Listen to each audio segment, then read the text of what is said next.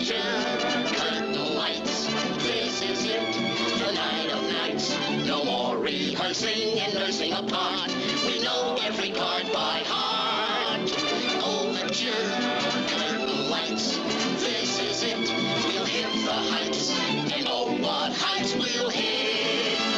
On with the show, this is it. Hey, I'm back. This is Goose with On With the Show, and today we're going to talk about an interesting subject that's been brewing and moving for the last couple of years, and that's Tiana'S Bayou Adventure. Yeah, we're going to get into the thick of it because apparently this ride is still making news, making controversy, and I think one of the things I want to bring up is the things that are going on in Magic Kingdom with Tiana's could spell disaster for Disneyland, and I'm going to get to that toward the end of the video and explain why. But I need to get into what is all that's going on, and we need to go back into the history over Tiana's, Splash Mountain, Song of the South. We're going to go over all of that. And I know a lot of you are like, I'm sick and tired of hearing about this.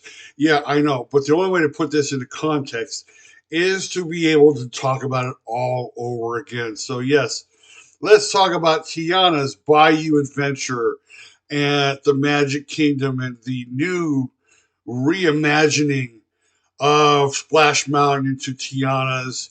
And it is still a log flume ride with some of what they've said are the most state of the art animatronics to boot, and yet it has been plagued with evacuations, and it's been plagued with animatronics that aren't working, and basically people are kind of getting really fed up with it.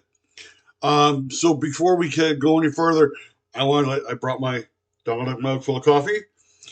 Please hit that like button, subscribe to the channel, hit the bell for notifications so you always get new videos when they're uploaded. All this does help the algorithm, basically to tell everybody that, hey, we are paying attention to Goose over here with the show. So let's get into the history of all of this, and let's go back to talk about Joel Chandler Harris, who is best known for the Brer Rabbit folktales and the Uncle Remus series. He was born in Eatonton, Georgia in 1845. He was 15 years old when he became a typesetter for the Countryman newspaper, and he worked at Turnwold Plantation just outside of Eatonton. The plantation owner, let me make sure I say this right. It's not plantain, those are bananas. The plantation owner, Joseph Turner, tutored Harris in literature and journalism while the enslaved peoples taught him the life lessons rooted in the Brer Rabbit tales. He worked for newspapers across the state, eventually making his way as an editor in the Atlanta Constitution. His writings were praised for their humor, and he became a world-renowned author. Harris published 185 stories during his lifetime. That's a lot. And he passed away in 1908 in Atlanta, Georgia. So lots being said about Mr. Harris. And what is being pretty much said is that, well, he's a white guy that stole these stories from the slaves and made a lot of money on it. And you know this how. Because a lot of people put in a conjecture and accusations and stuff that they had know nothing about because you weren't there. I wasn't there either. So I wouldn't know. But what's to say that he didn't make his money and go back to the plantation and pay those slaves or enslaved people? I got to make sure I say this right because people are going to get upset. What's to say that he didn't go back to the plantation and take care of the enslaved people that helped him with these stories? It's been rumored that Joel Chandler Harris preferred the company of the enslaved people than he did of his own people. Now let's get into the other thing, because a lot of people condemn Harris because of the way he wrote the language and the stereotypical way that the enslaved people talk. Yeah, that happens because he was with them and probably believed that was how they talked. Matter of fact, he was pretty much known as a dialect writer because he wrote in the dialect of the people that he was portraying. Um, and so, here you have a guy who, and matter of fact, he's very well regarded in Georgia. He has a spot in I think the Georgia Authors Museum, I think it's in Atlanta, but he's an author held in high regard. 185 stories. He ended up writing these stories for the newspaper. Can't remember which one they said it was, but during a time in Reconstruction when Georgia lost, the South lost the Civil War, he was someone that was well regarded for bringing whites and blacks together because there was a lot of tension back at that time. And so a lot of people don't talk about that, but, of course, why would they? Because these are the Uncle Remus stories, the supposedly racist slave stories, of Joel Chandler Harris that he stole from the enslaved people. You again, how do you know this? How do you know this? You weren't there. I wasn't there. You weren't there. And again, I get tired of people who throw in these assumptions like, well, this is must have how it happened. I mean, that's so ridiculous. It is so ridiculous for you to make those kind of assumptions. It's so ridiculous for you to make those kind of accusations. I mean, it is just, it's outrageous. And to call someone a racist first of all, long after they're dead, based on the writings of the people that he loved and loved hanging around. What's to say that Uncle Remus isn't one of the people that told him these stories? And I'm sure he made promises. Oh, I'll take care, and I'm sure that they all said, "Oh, don't worry about it. These are just stories we're going to pass along." And here's the thing: these are. I get into a lot of arguments with people on social media about this because I say that they're African folklore that are passed down through the enslaved people. And they're like, no, it's not African folklore. And yet I've heard other people say, yes, it is African folklore. These are stories that the enslaved people brought that were told to them while they lived in Africa, that they brought with them here and told the generations of others here. A lot like the Native Americans. The Native Americans did the same thing. They told stories, and those stories got passed on. Passed on to other generations. So to lay these accusations out for Joel Chandler Harris, I think is wrong. But he wrote the Uncle Remus stories, and now let's talk about Hans Christian Andersen really quick. Now Hans Christian Andersen is the author of Princess and the Frog. He was born in Odense, Denmark, near Copenhagen. Born April 2nd, 1805. He died August 4th, 1875. He was Danish, a master of literary fairy tale whose stories achieved wide renown. He also authored plays, novels, poems, travel books, several autobiographies. And while those works are almost unknown outside of Denmark, his fairy tales are among the most frequently translated works in all of literature. Yes. As a matter of fact, Disney also took two Hans Christian Andersen stories and adapted them to animation. Something these little, what are they? The Little Mermaid, and this other film called Frozen, which was based on the Snow Queen. So yeah, Disney's adapted a few of Hans Christian Andersen's stories to be their animation. Among the most the movie, these movies, Little Mermaid and Frozen, I mean, and even Princess and the Frog, they are all pretty much staples in the in the Disney lexicon as far as their animated, full feature length animated history. I know I'm stumbling over my words, but when I get excited, this just happens. And here's the other thing, because a lot was said about, I remember when this came out, when they were going to adapt The Princess and the Frog, and it was going to be, the first black princess, and it was going to be set in Louisiana and New Orleans and all that. And there were a lot of people who were upset. They were like, well, she's white.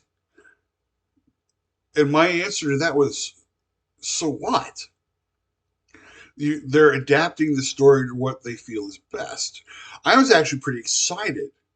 I wasn't excited as a lot of other people were, but I was excited. And this is the thing. The thing is that when you take a story and you adapt it to a film, you have, I mean, it's your adaptation. It's you're going to adapt it to the way you want the story to go. I remember months ago when Netflix was getting their heads bit off because, oh, a black woman is playing Cleopatra, and I was like, okay, so what? I mean, isn't Egypt in Africa? Isn't it wouldn't it be beyond the realm of possibility that Cleopatra might have some African history in her? I mean, it just boggled the mind how people were like, well, she's actually of, Mediterranean descent, and she's, olive skinned, and she's like, I'm like, I don't care. It's not your movie. It's the adaptation the director and the producers wanted to put together. And I actually thought it was pretty bold. But then again, it made sense. Egypt is in North Africa. And there's quite a possibility that Cleopatra could have African blood in her. So I didn't really care. And that's the thing about adaptations. When you're taking something and you're adapting it to what's going to be best put on the film. And sometimes that could be a challenge. Sometimes that could be pretty good. And the idea of having, Princess and the Frog be, Tiana is the first black princess, I thought was pretty ingenious.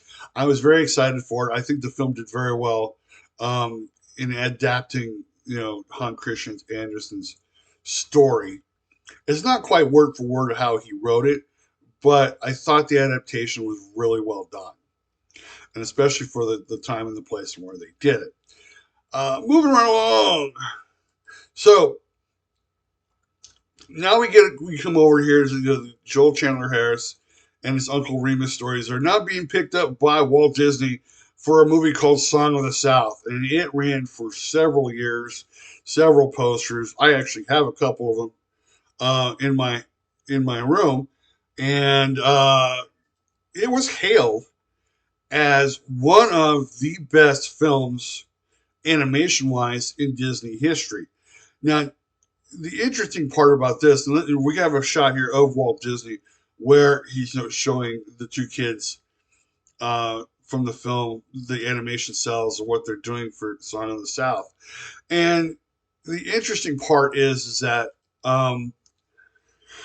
Walt Disney loved the Uncle Remus stories, and he wanted to adapt them to a film.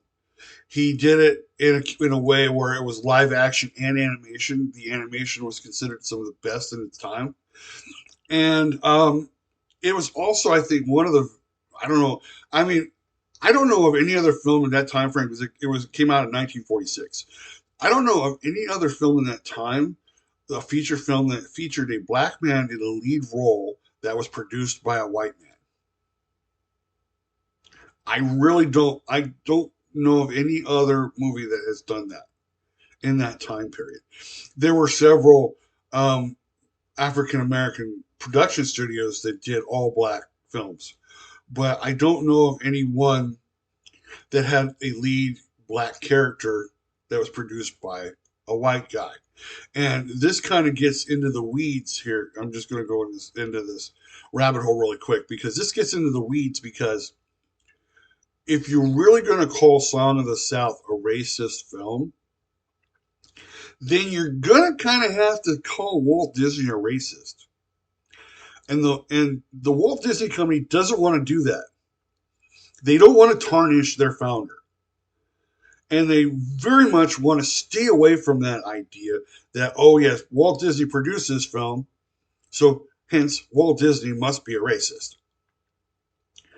And I mean, and I do admit that there were some things in Song of the South that were kind of questionable because I mean, the movie itself is set in Reconstruction, so it's set after the Civil War. However, you don't know that. You have no idea that it's been set after the Civil War, especially when you get scenes of what seems like the enslaved people going out to the plantation and then coming back from the plantation. So if there was Reconstruction, where did they go and where are they coming from? Did they go out to the fields? And let's just be honest. What is a plantation?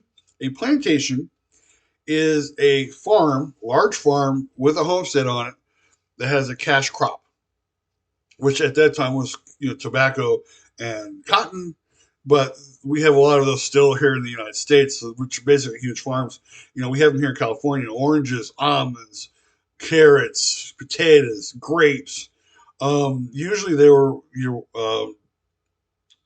worked by the enslaved people at that time. I kind of wonder if plantation is a word that's just used in the South, or because I haven't heard it used anywhere else other than the South.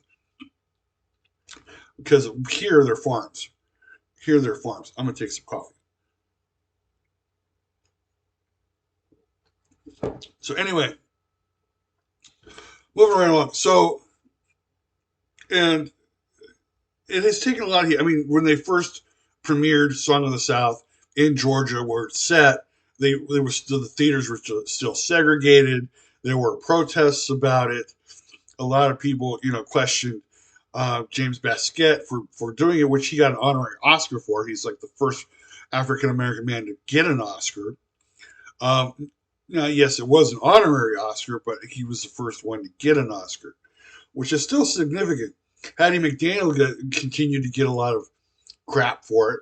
Um, she was an Oscar winner at that time for Gone with the Wind, and it was like, we can't believe that you continue to play mammies and maids and stuff like that. And she's like, I'd rather get paid $700 a week playing a maid than getting paid $7 a day being a maid. That's kind of significant. I mean, she at that time she was, I think, one of the richest minority actors in Hollywood. She may have been one of the richest actors in Hollywood because not a lot of people got paid that kind of money.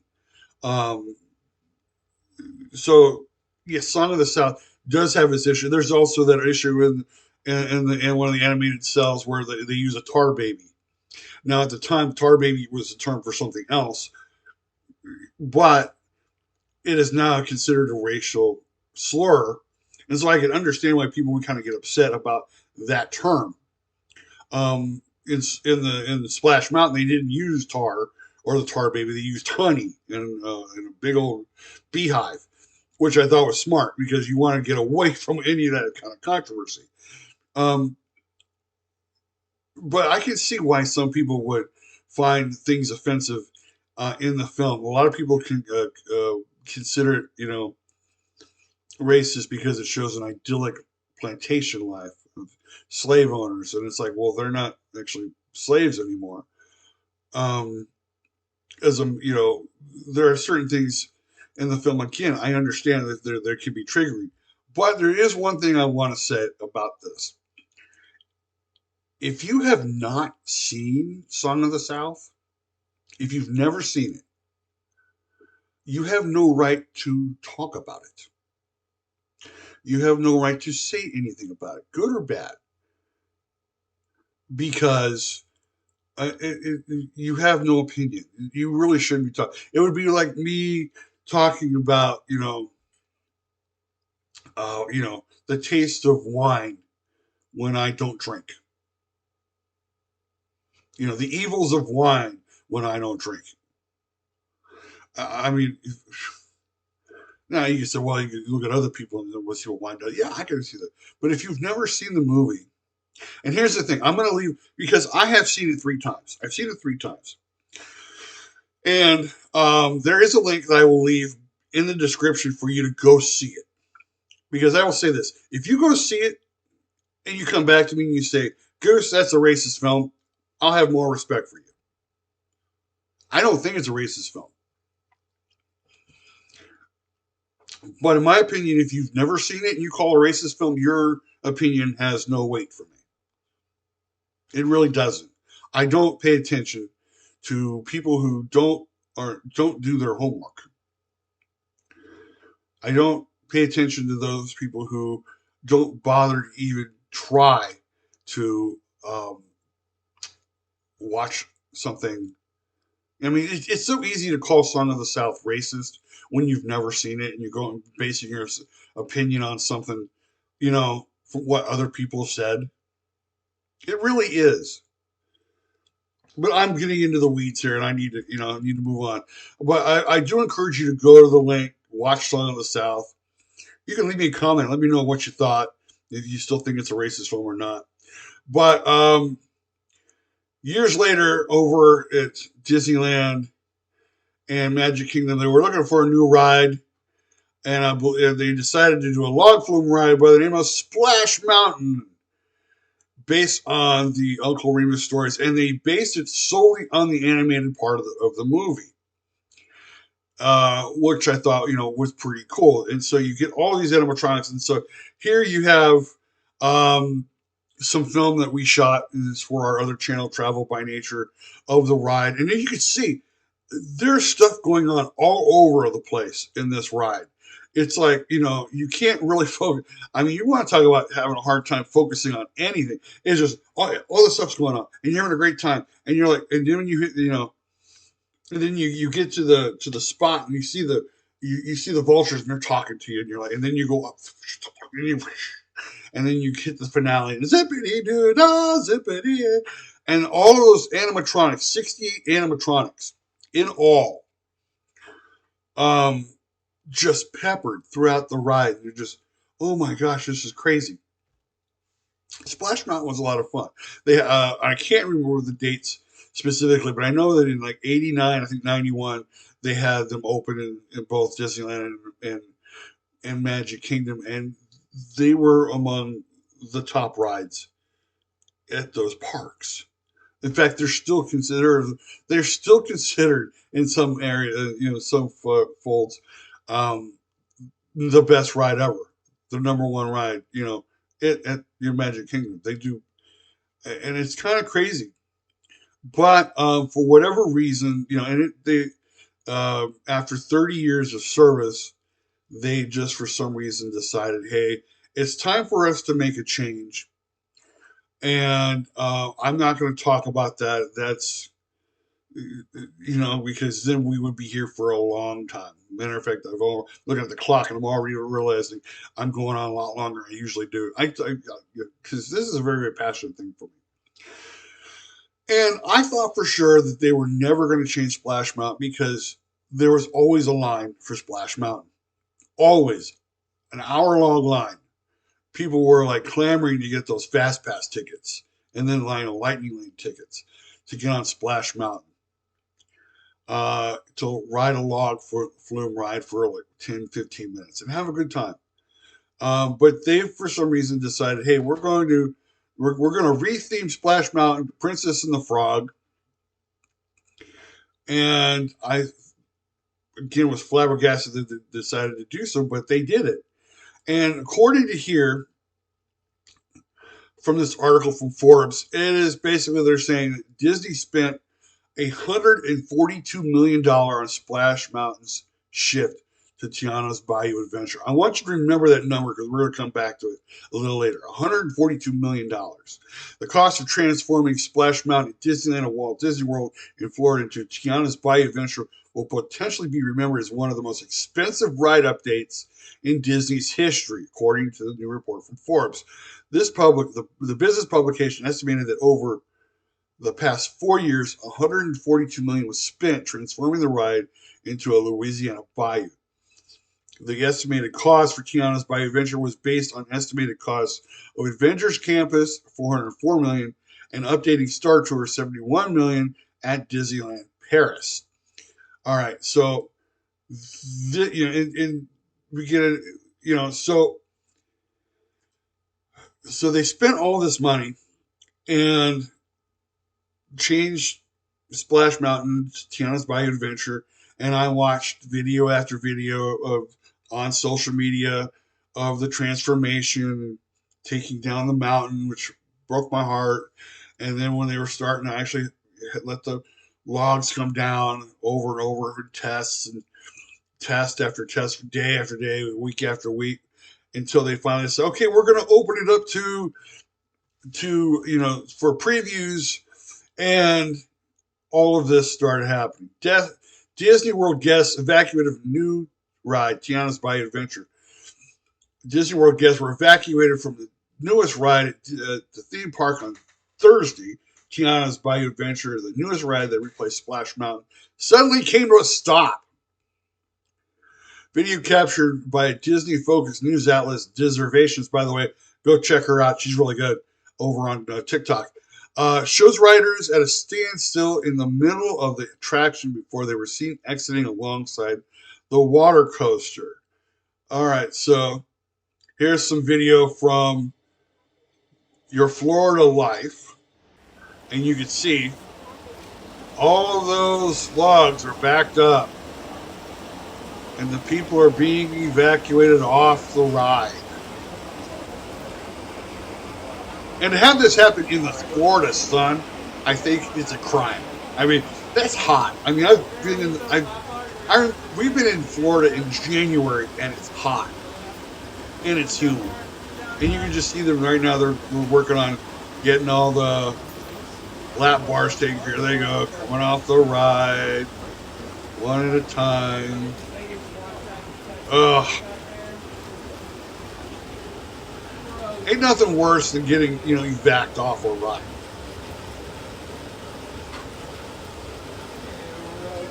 Especially one where you've been waiting for what feels like forever.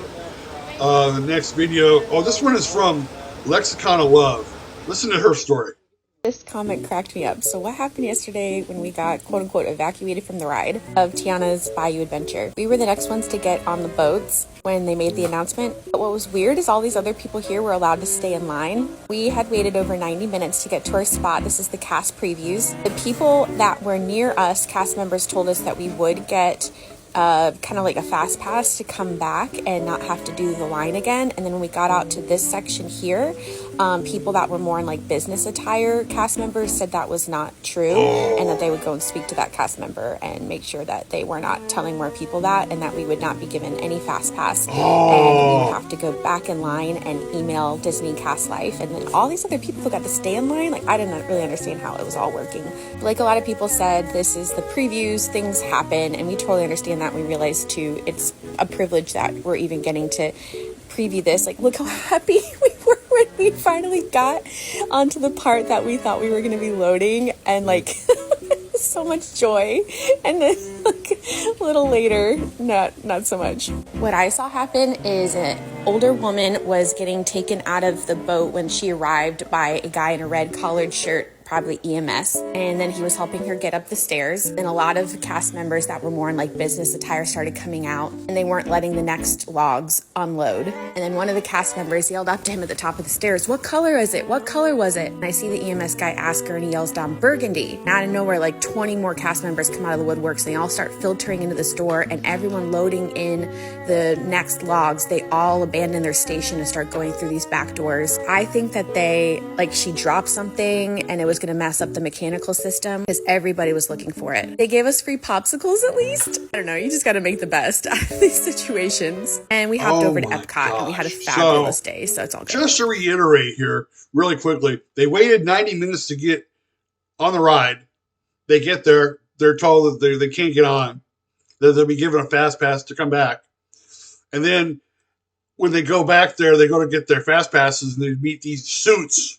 We're like, nope, sorry. Nope. Oh, we don't know why we told that. If you want to get on the ride, you got to get back in line. What? Dude, I waited 90 minutes to get on the ride. Why would I get back in line? That is absolutely nuts. Um, and at least they have got positive. They got some popsicles, and then they did the smart thing and went over to Epcot. Well, so so as here's and then they were talking about the new Tiana, one of the new Tiana animatronics. Disney World's new Tiana animatronic keeps breaking down. Social media thinks it's hilarious. Now this is the picture of her in the basically she's in the end here at the party, and there's her picture after picture, video after video of her just staring in her T position. But let's read some of these comments. She is daydreaming of Splash Mountain. She's having an existential crisis, bless her. She just shocked you survived the drop. When hey, you nervous and you don't know what to say. This one says needs a strobe light. This one's just laughing. This one is really, really telling. Disney World is becoming more like a cheap carnival every day. Ooh, that's harsh. I'm telling you that attraction is cursed with bad karma. That could be possible. It seems that the special spice were a little bit too special. Green. What? Here's what. This one. I love this one. When we went, only her head was working, and my kid goes, "It looks like Tiana hates wearing that dress." This other one says it's already broke. I love this last one. I know she's Tiana, but she looks more frozen to me.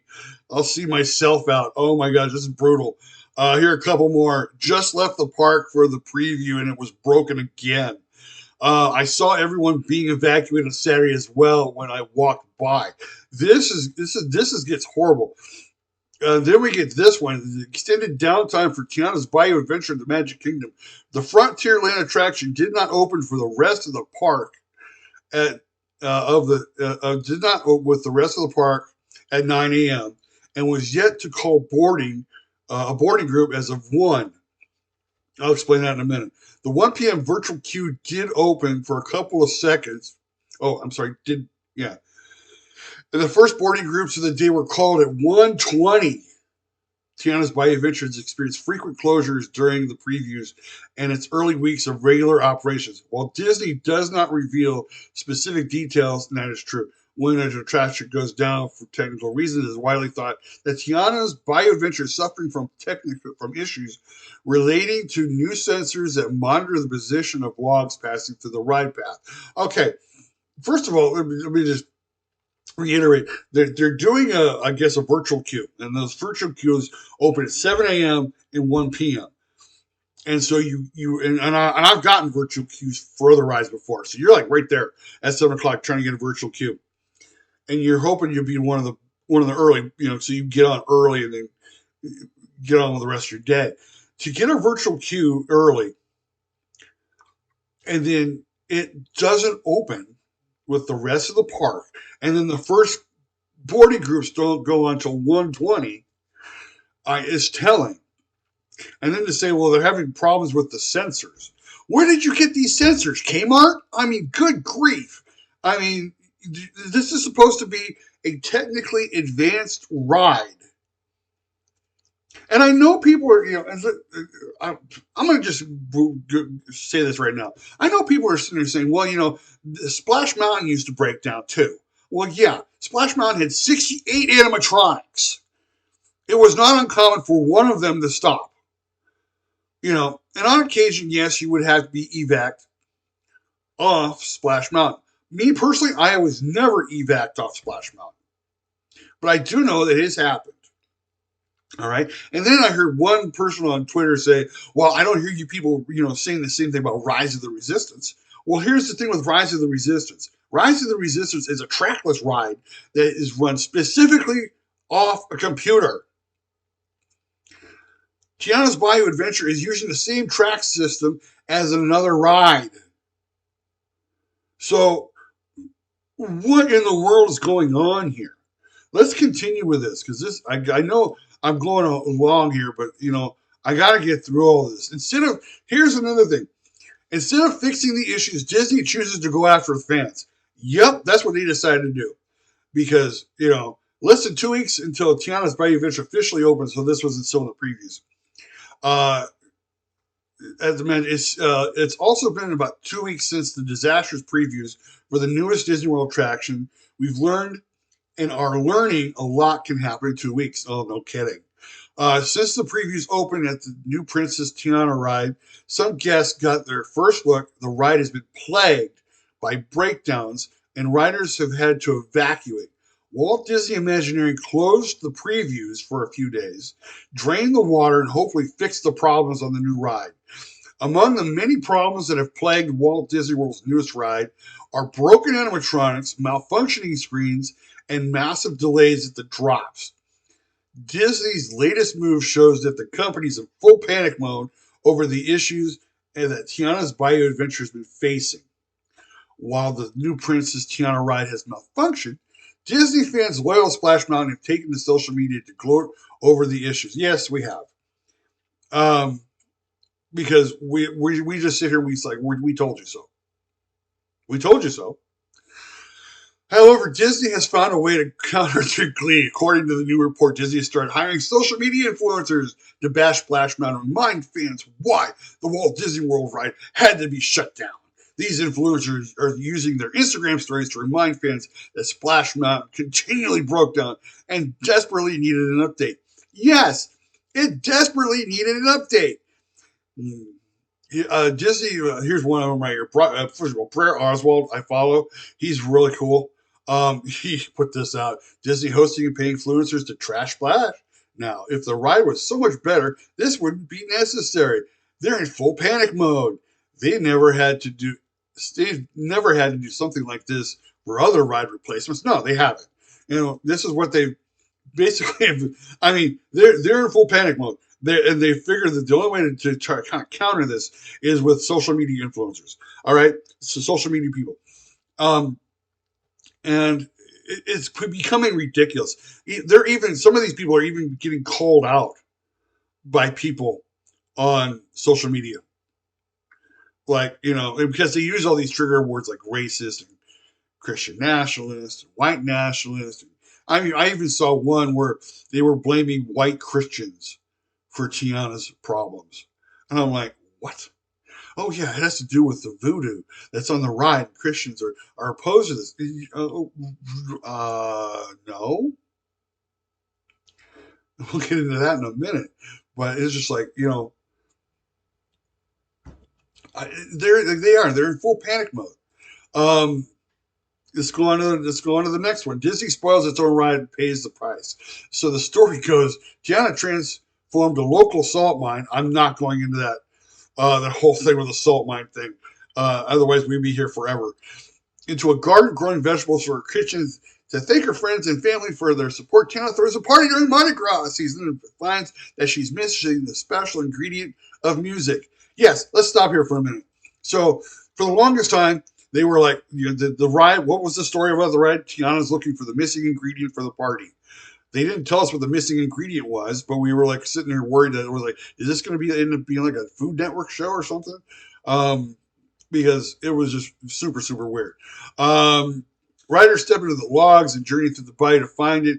Even by theme park ride standards, its premise is unclear, and this hasn't been lost on the audience.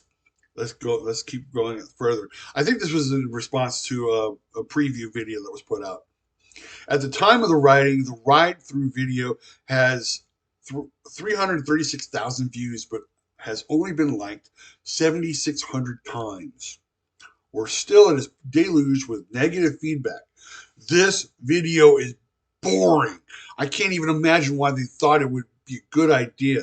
And the animatronics with the awkward arm motions, this theme is going to go down as one of the greatest theme park blunders, wrote one viewer. Another one said, Disney once made a haunted mansion with 999 souls. Now they've created an entire mountain without one. Oh, they've created an entire mountain without one, without a soul. Oh, that's brutal. Not only did one viewer say, "I'm so glad I'm not the only one in thinking how utterly boring and visually uninteresting this is," but the content yielded 5 replies from others who also agreed with it.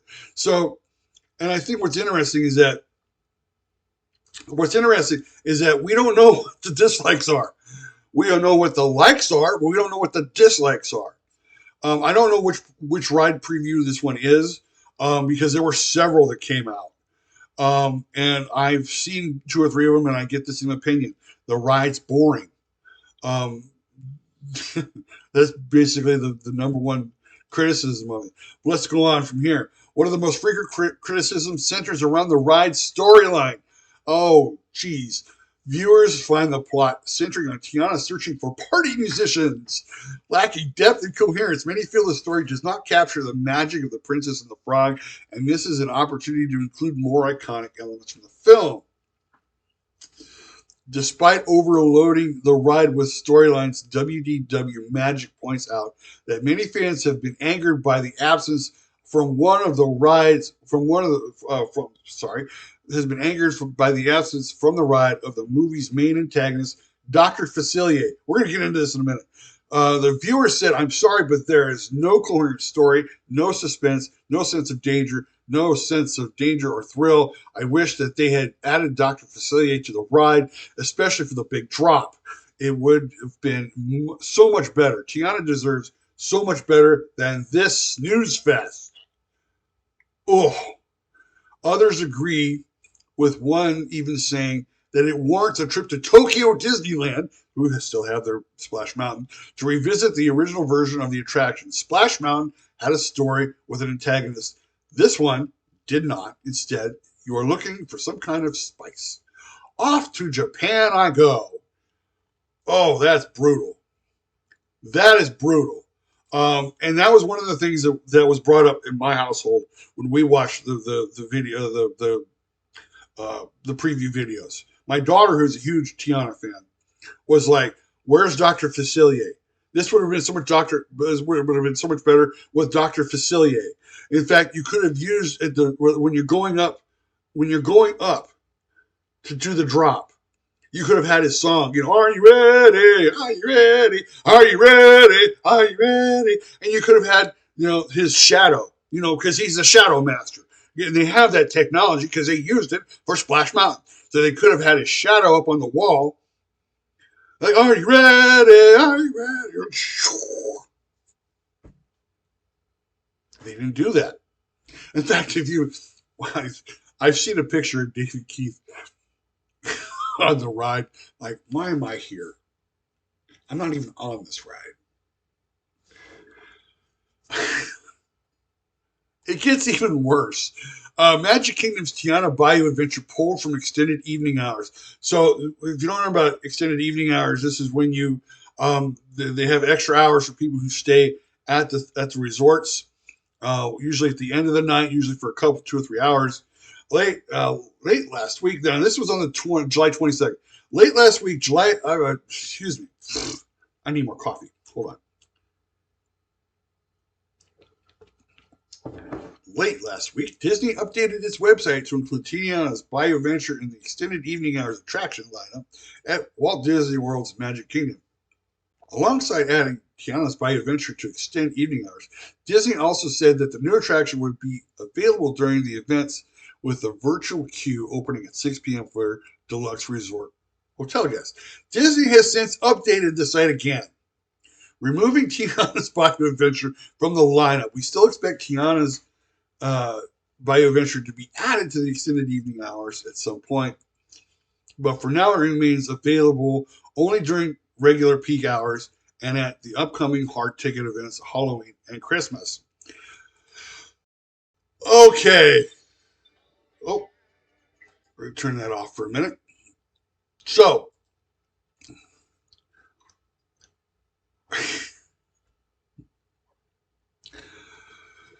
basically the ride and I've even seen Twitter posts of them shutting off and Tiana's and draining the water an hour, 2 hours before the park closes.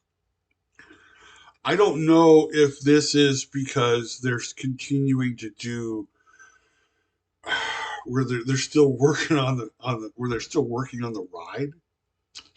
It's been open for about a month as of now.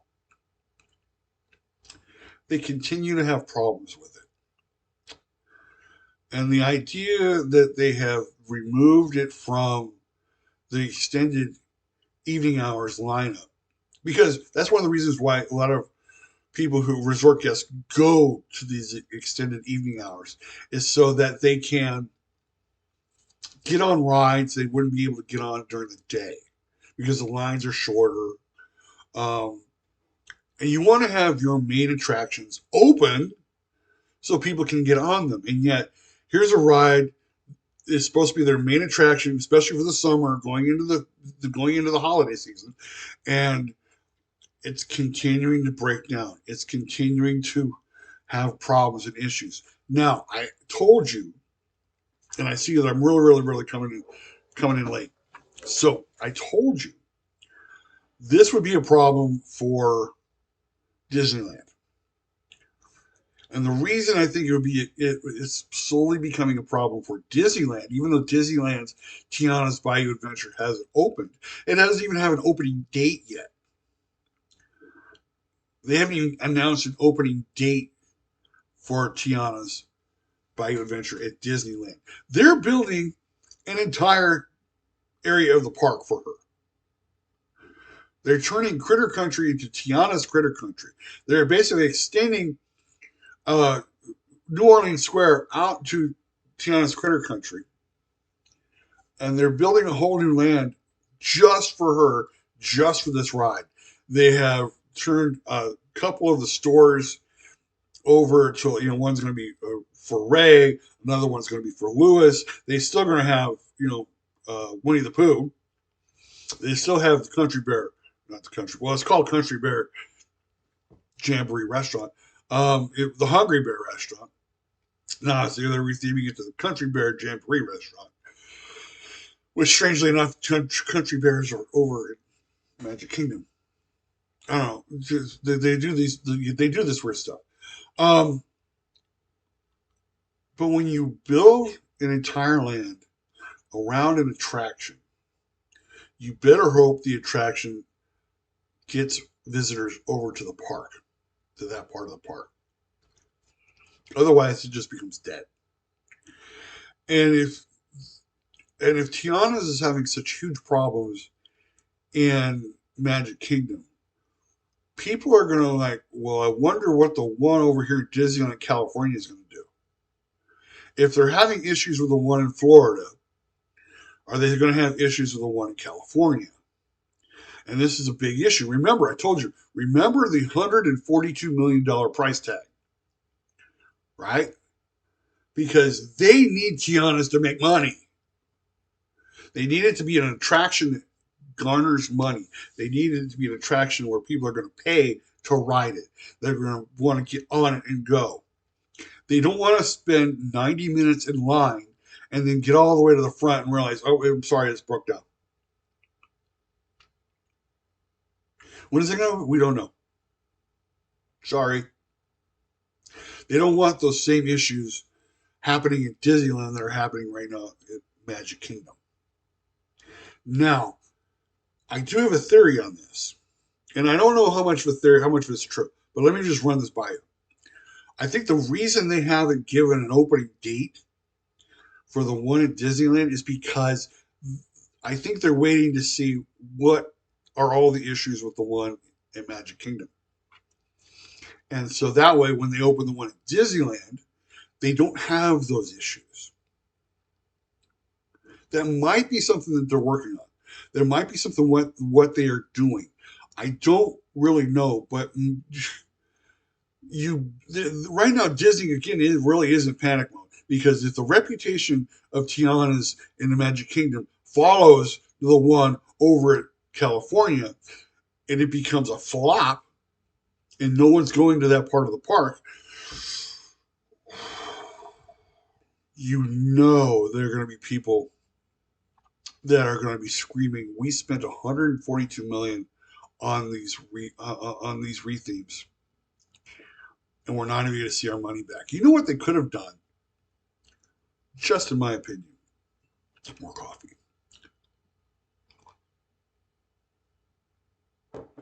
What they could have done is taken that $142 million. They could have refurbished both Splash Mountains. You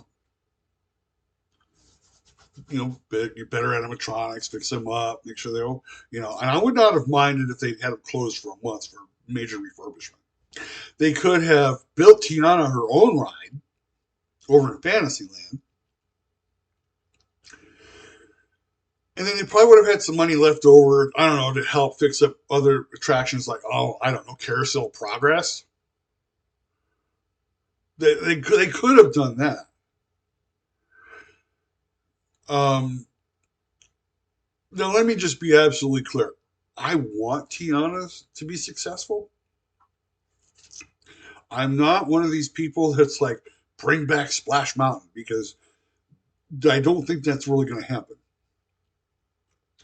So you want Tiana's to become successful.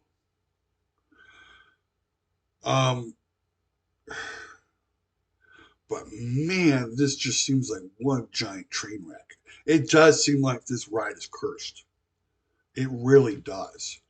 And they really got to hope that whatever it is that they can fix on that ride at the Magic Kingdom and get it going and make it popular and make it something people are going to want to ride, because they got to hope, Disneyland's got to hope that it gets all put together. Otherwise, it's going, like I said, it's going to be a train wreck. Thank you so much for watching the show today. I know it was a lot longer than I had originally planned, but I had so much to kind of bring up in this episode. I really appreciate you hanging on to the very end. If you like, if you like the video, give me a big thumbs up. Subscribe to the channel. Hit the bell for notifications, because they'll be putting out more and more content. Leave me a comment. Let me know if you think let me know if you think I'm right, or do you think I'm way off? I really, really, really want your opinions on this, because I really want to know. And share this video out to other people and tell them, hey, this is something we got to pay attention to, especially when it comes to Disney and Disney parks. Like I said, I hope Tiana's succeeds, but right now this is not a good start for her. I am Goose on with the show. Thank you for watching. I will see you on the other side.